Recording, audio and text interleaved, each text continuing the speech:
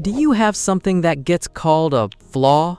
For example, are you bald, short, or perhaps overly anxious? If so, you might possess secret weapons that took millions of years of evolution to install in your body. In this video, we're gonna flip the script and show that what you consider system glitches are actually high-level premium features. 1.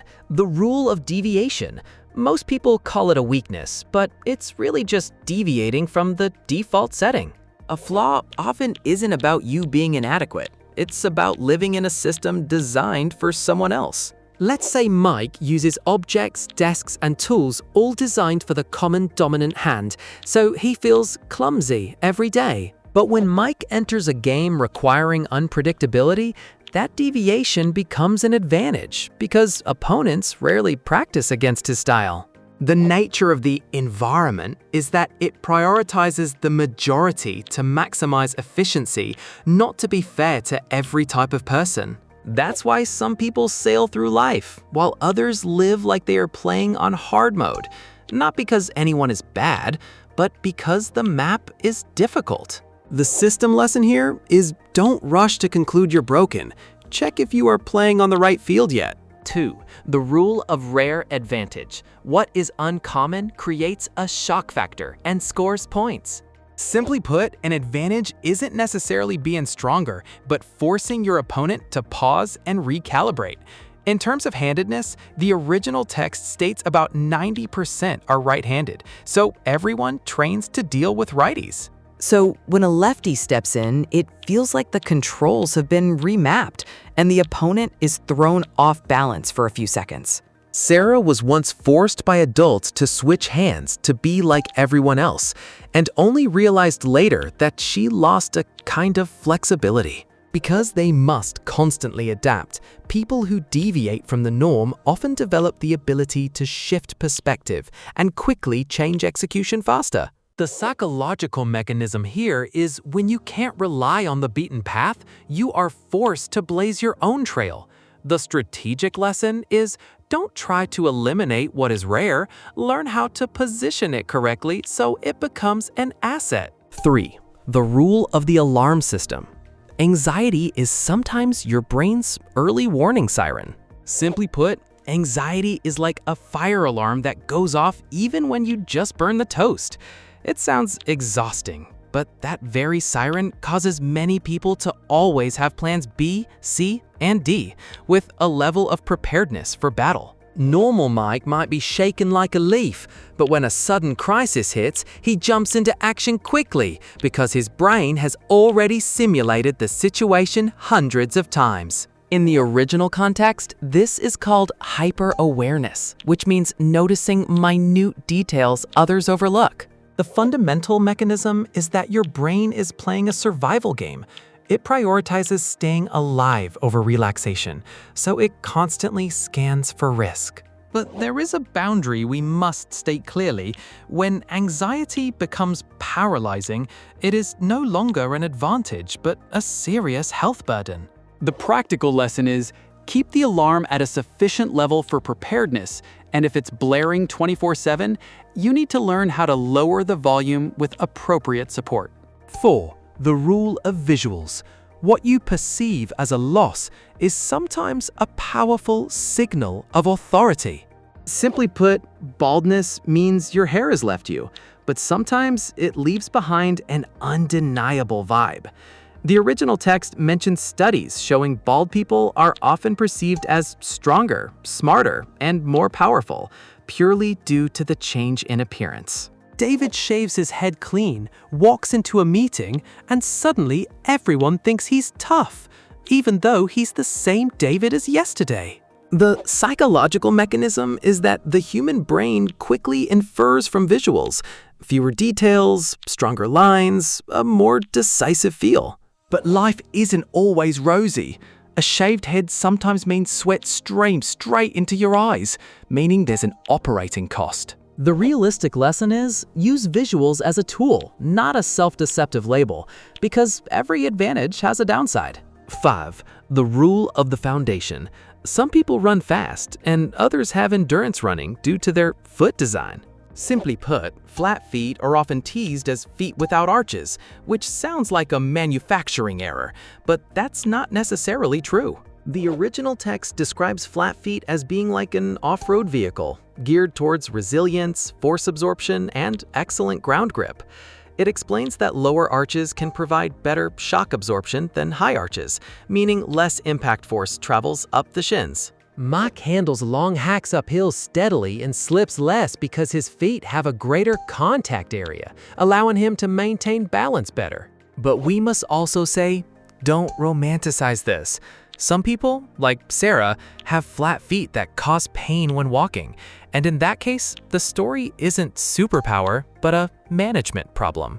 The system mechanism is the same biological trait becomes an advantage or a burden depending on the degree and the activity.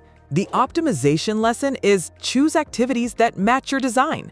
And if there is pain, prioritize pain management solutions before talking about superpowers. 6. The rule of physics.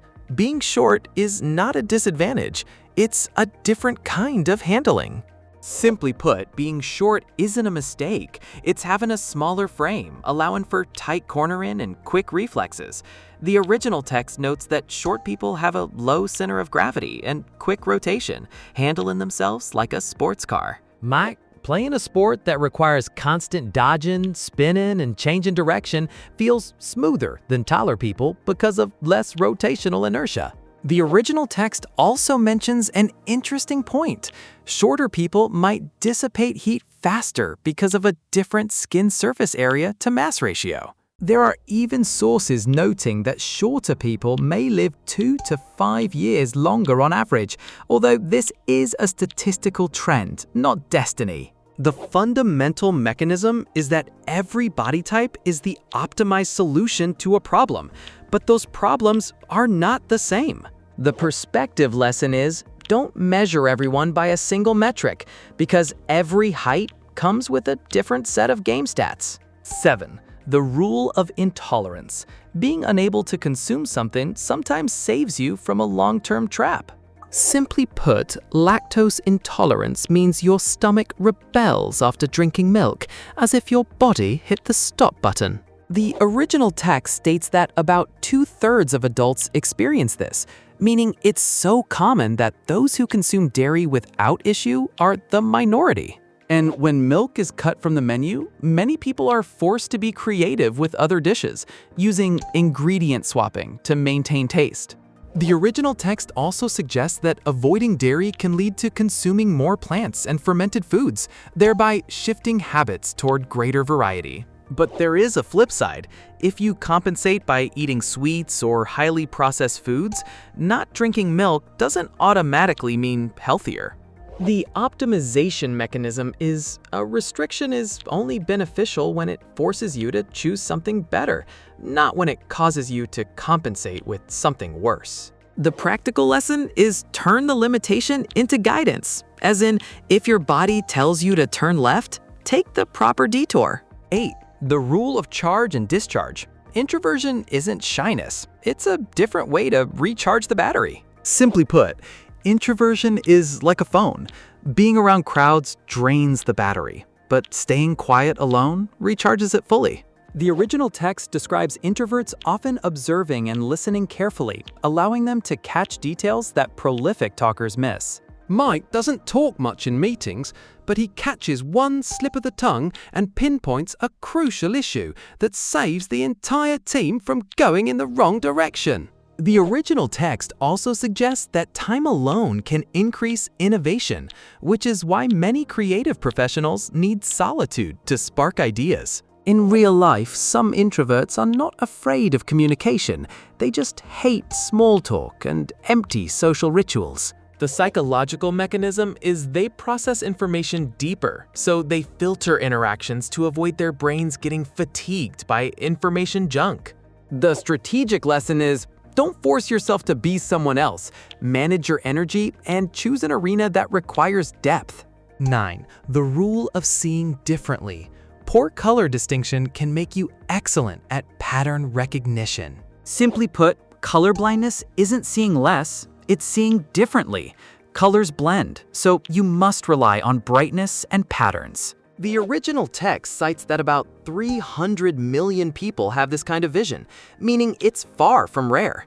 It notes that colorblind individuals often spot hidden shapes better in red-green camouflage tests because they aren't distracted by coloration. Sarah looks at a graph, isn't obsessed with color coding, and therefore quickly spots trends through shades and lines. The fundamental mechanism is that when one information channel reduces, the brain compensates via another channel, and you unintentionally master structural analysis skills. The practical lesson is, when you are weak in one sense or metric, shift your focus toward patterns and correlation. 10. The rule of jumping letters.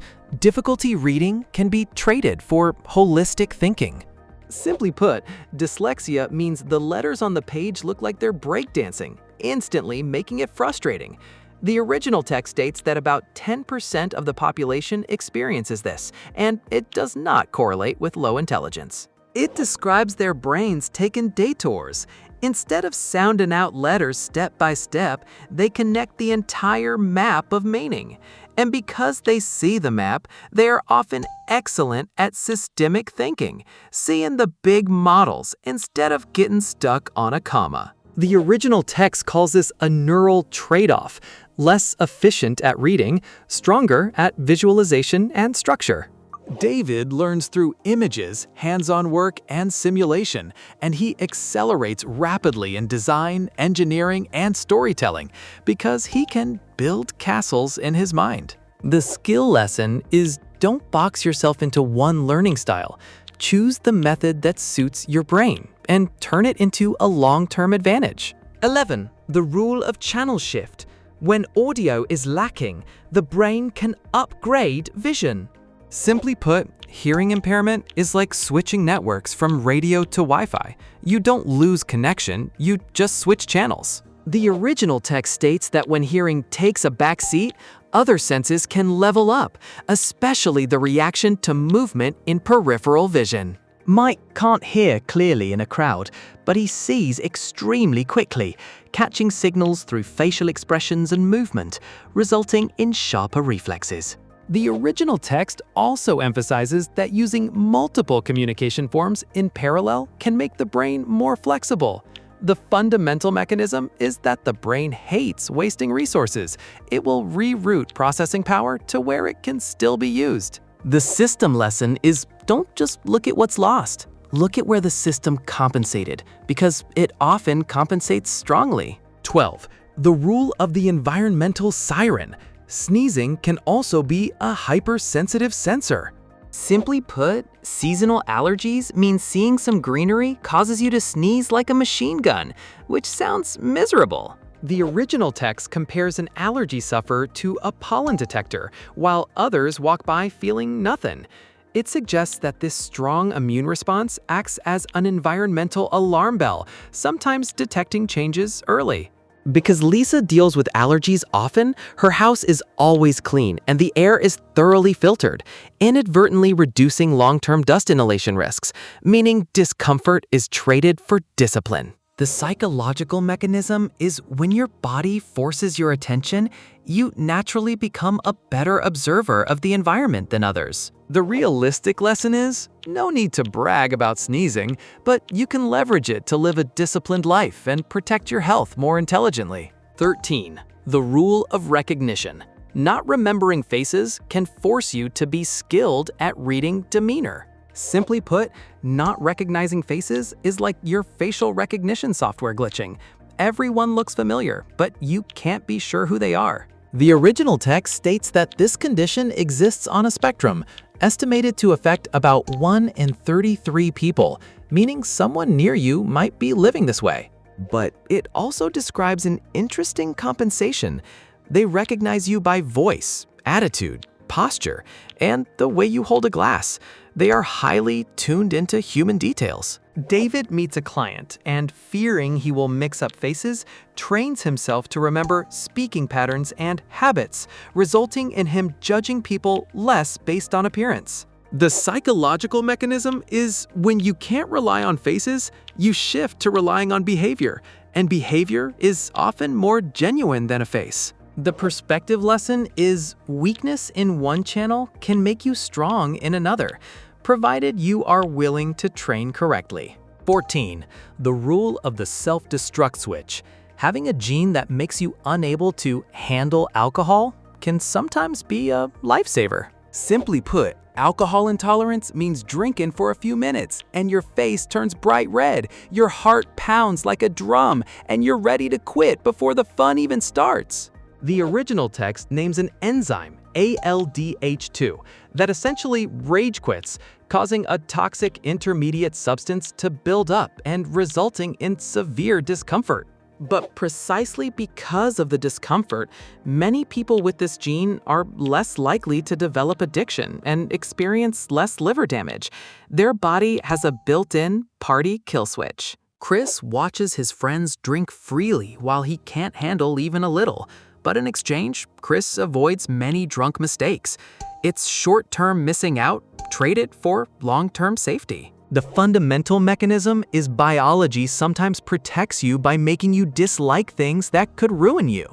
The strategic lesson is if your body has turned on the warning light, don't try to shut it off with false pride, because that warning could be your lifeline. 15. The final rule.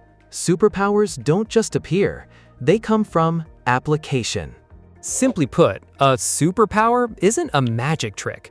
It's taking a limitation and transforming it into a concrete skill. If Mike has anxiety, he turns it into a preparation habit, complete with checklists and plan Bs, using it to deliver reliable work. If Sarah is an introvert, she doesn't try to become the life of the party, but practices saying little but making it count, listening carefully, and delivering quality output. If Chris struggles with reading, he switches to learning through diagrams, models, and hands-on practice, turning the big picture into a professional advantage. The system mechanism is a weakness is just raw data, while a strength is that data processed into behavior. The practical lesson is, don't ask why am I like this, ask how do I apply this trait to get results. 16.